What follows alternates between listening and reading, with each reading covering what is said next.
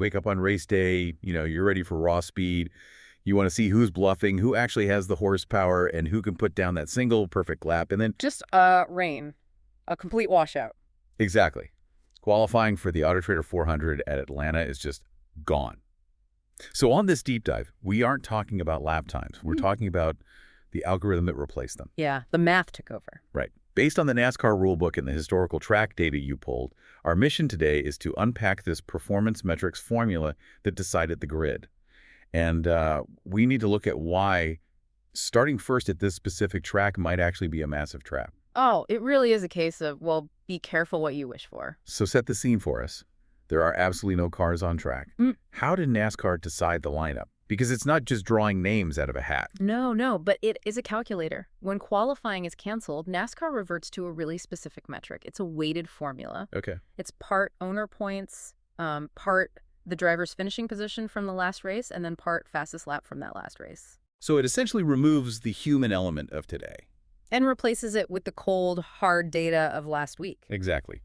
And that formula spit out a very specific result. Tyler Reddick is on the pole. Which, I mean, if you look at the weighting, is inevitable. This system is entirely designed to reward momentum. Right, because Reddick is fresh off that massive win at the Daytona 500 last week. Exactly.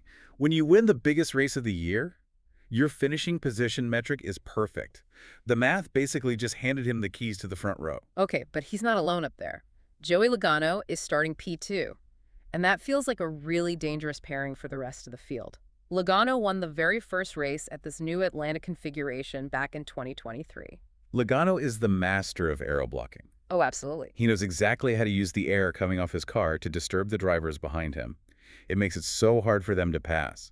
He can control a lane better than almost anyone. But here is where the sources you send over get so counterintuitive. For you listening, you'd probably assume starting P1 or P2 with clean air, meaning no turbulence in front of you, is the golden ticket. Right, you'd think so. But the stats say otherwise. They really do. This is the Atlanta paradox. Since the track was reconfigured in 2023, the pole winner here has an average finish of 18th. 18th. That's just mid-pack mediocrity. Why does the pole sitter struggle so much here? Because Atlanta isn't a normal intermediate track anymore. It races like a mini Daytona or a Talladega now. The horsepower is throttled down and the cars run in a giant, tight pack. So it's survival racing. Pure survival. When you are leading a pack race, you are punching a hole in the air for everyone else. You're burning way more fuel and you are constantly on defense. Just a sitting duck. Yeah. In this configuration, being too aggressive early just puts a huge target on your back. The draft, that vacuum effect behind the cars, it shuffles the field constantly. So sitting in 15th might actually be safer than sitting in first. Often, yes.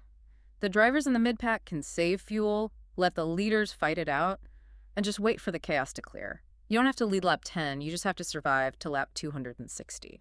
Well, speaking of that pack, let's look at who is lurking right behind Reddick and Logano. Row 2 has Ricky Stenhouse Jr. The ultimate wild card. He really is. And right next to him is Chase Elliott. And don't underestimate the home field factor there. It's Elliott's home track in Georgia. Oh, the crowd energy will be huge. Definitely. But Stenhouse is the one to watch for pure chaos. He is incredibly aggressive at drafting tracks. Having him that close to the front makes everyone nervous. There is one name, though, that the algorithm really hurt today. Christopher Bell. Yeah, the metric was not kind to him. He's starting all the way back in 32nd. And Bell usually has so much raw speed. He does, but speed doesn't matter as much in a pack if you're just buried in traffic. His narrative is completely different today. While Reddick is playing defense, Bell has to play offense. He has to slice through 31 other cars. Right, if he can hook up with the right drafting partners, he can move. But one mistake in front of him and his day is done. It really feels like a clash of philosophies.